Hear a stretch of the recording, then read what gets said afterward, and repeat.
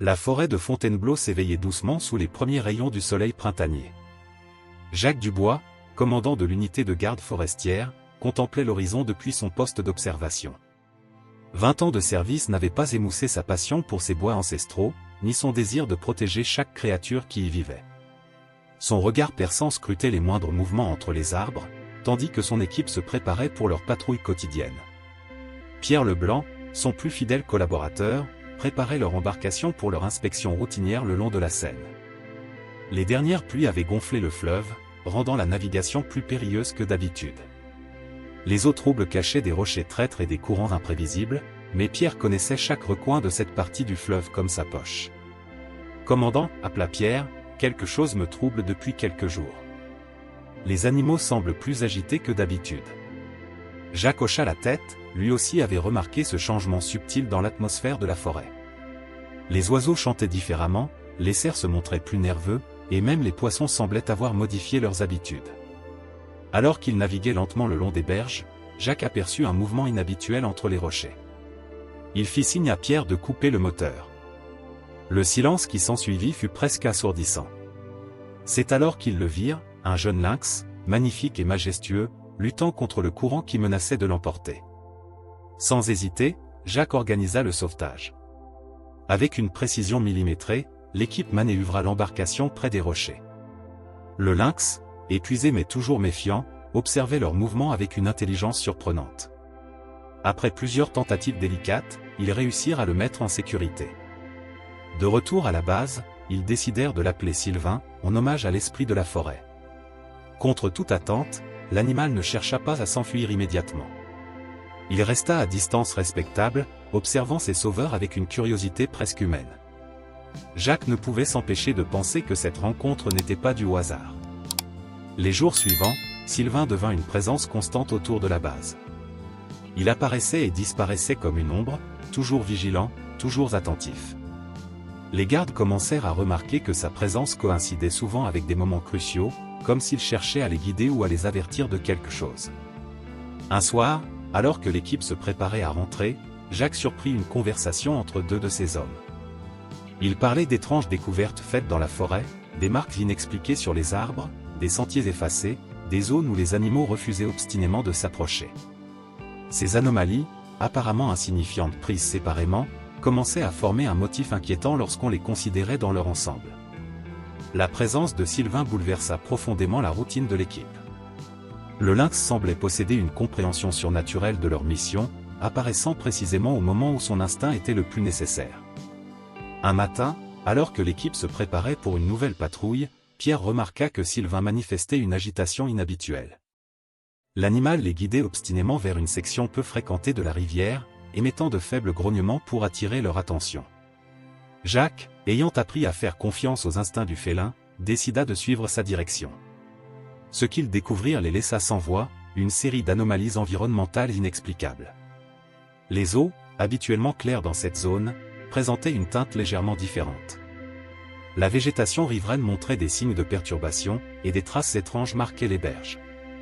Plus inquiétant encore, les poissons semblaient avoir déserté cette partie de la rivière, créant un silence aquatique inhabituel. « Commandant, murmura Pierre, regardez ces marques sur les arbres. Elles ne sont pas naturelles. » Jacques s'approcha pour examiner les entailles. Elles formaient un motif régulier, trop précis pour être l'œuvre de la nature. Pendant ce temps, Sylvain restait en retrait, observant la scène avec une intensité troublante. L'équipe commença à documenter méthodiquement leurs découvertes. Des échantillons d'eau furent prélevés, des photos prises, des mesures effectuées. Tout indiquait une perturbation systématique de l'écosystème, mais son origine restait mystérieuse. Jacques ne pouvait s'empêcher de penser que ces changements étaient liés au comportement inhabituel des animaux qu'ils avaient observés ces dernières semaines. Un après-midi, alors qu'ils poursuivaient leurs investigations, une découverte encore plus troublante les attendait. Dans une crique isolée, ils trouvèrent des équipements abandonnés, des conteneurs vides, des instruments sophistiqués, des câbles. Tout avait été soigneusement camouflé pour échapper aux patrouilles régulières. Cela explique beaucoup de choses, dit Jacques, examinant les objets avec précaution. Quelqu'un mène des activités secrètes dans notre forêt. Pierre hocha la tête, comprenant soudain pourquoi Sylvain les avait guidés jusqu'ici.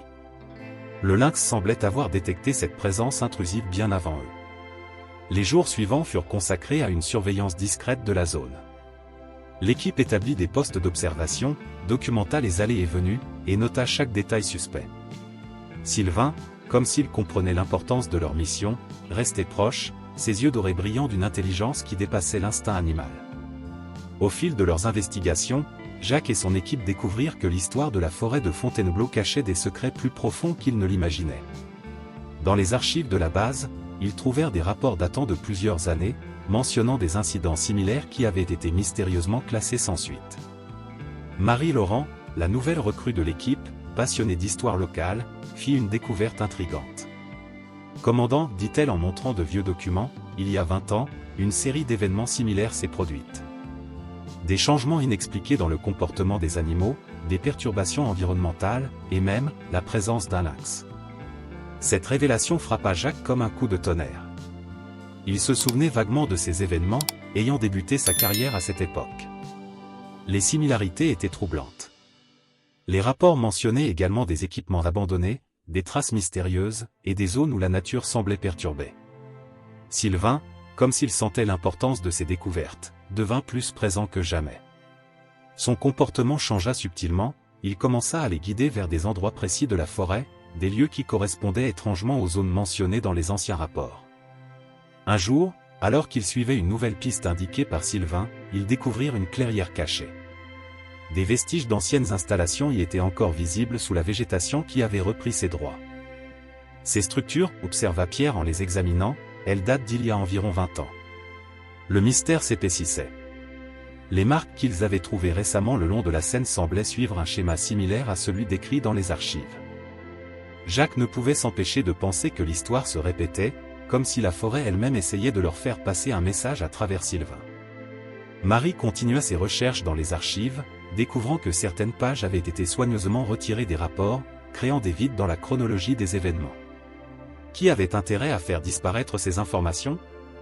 Et pourquoi ces événements semblaient-ils se reproduire maintenant? Dans une soirée particulièrement tendue, l'équipe fit une découverte bouleversante. En croisant les données des anciens rapports avec leurs observations récentes, ils identifièrent un modèle.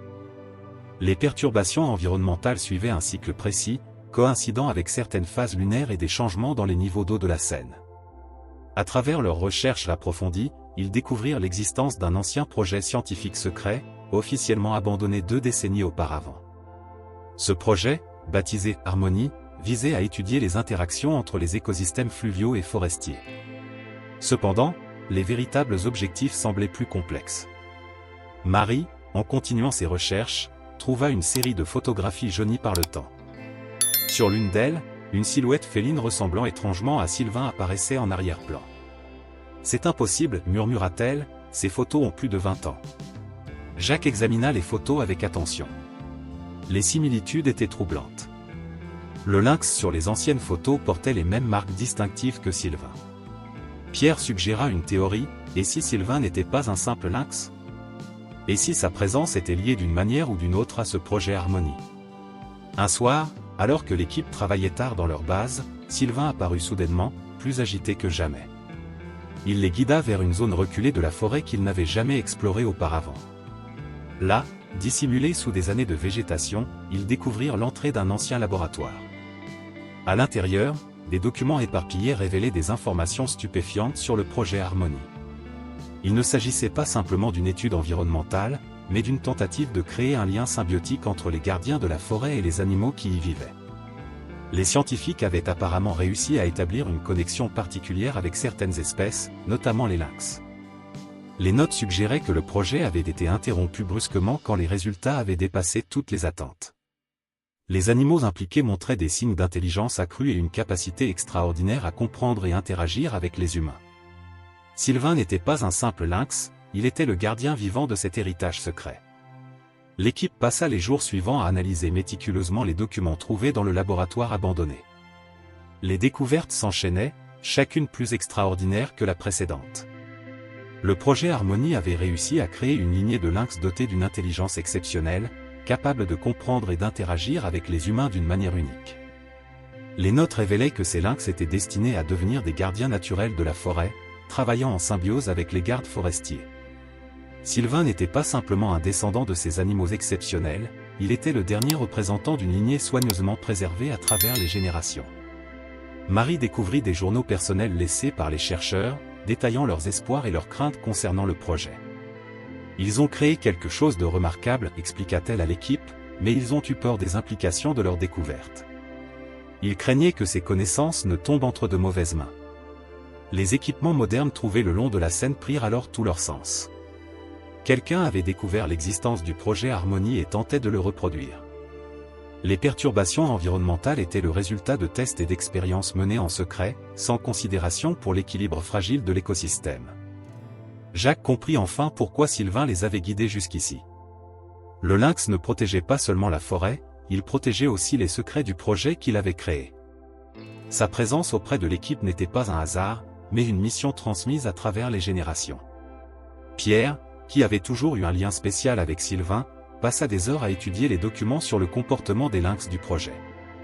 Ces animaux ont développé une forme de mémoire collective, expliqua-t-il.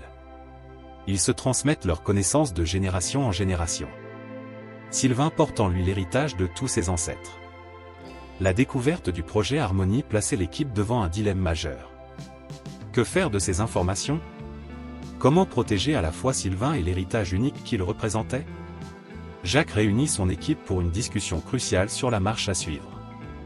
Après des heures de débat, ils parvinrent à une décision unanime, ils devaient préserver les secrets du projet tout en empêchant sa reproduction moderne. Marie proposa de cataloguer soigneusement toutes les informations trouvées, mais de les garder sous haute protection. Pierre suggéra d'établir un système de surveillance renforcé autour des zones sensibles. Sylvain, comme s'il approuvait leur décision, devint plus présent que jamais. Il commença à leur enseigner sa façon de protéger la forêt, les guidant vers des zones nécessitant une attention particulière, les alertant des dangers potentiels avant même qu'ils ne surviennent. Sa présence transformait leur façon de travailler, les rendant plus intuitifs, plus connectés à leur environnement. L'équipe mit en place un nouveau protocole de surveillance, intégrant les connaissances acquises du projet Harmonie. Ils apprirent à reconnaître les signes subtils que Sylvain leur montrait, développant une compréhension plus profonde de l'écosystème qu'ils protégeaient. Les semaines suivantes virent une transformation remarquable de la forêt. Les perturbations environnementales cessèrent progressivement, et l'équilibre naturel se rétablit. Les animaux reprirent leurs habitudes normales, mais avec une différence notable, ils semblaient maintenant reconnaître les gardes comme des protecteurs légitimes de leur territoire. Jacques comprit que le véritable héritage du projet Harmonie n'était pas dans les documents ou les expériences, mais dans la relation unique qui s'était développée entre les gardiens humains et leur extraordinaire allié félin. Sylvain était devenu plus qu'un simple gardien, il était le symbole vivant d'une harmonie possible entre l'homme et la nature. Fin de l'histoire, chers auditeurs, nous espérons que l'histoire de Jacques, Sylvain et des gardiens de la forêt de Fontainebleau vous a touché. Pour continuer cette aventure extraordinaire, nous avons préparé une playlist spéciale avec des histoires tout aussi captivantes. Trouvez-la en cliquant sur le lien à gauche. Si cette histoire vous a plu, n'oubliez pas de vous abonner à notre chaîne et de laisser un « j'aime » à la vidéo. Chaque jour, nous apportons des histoires uniques qui explorent la complexité de la vie et la magie de la nature. Ne manquez pas nos prochains contenus. Nous attendons vos commentaires avec impatience.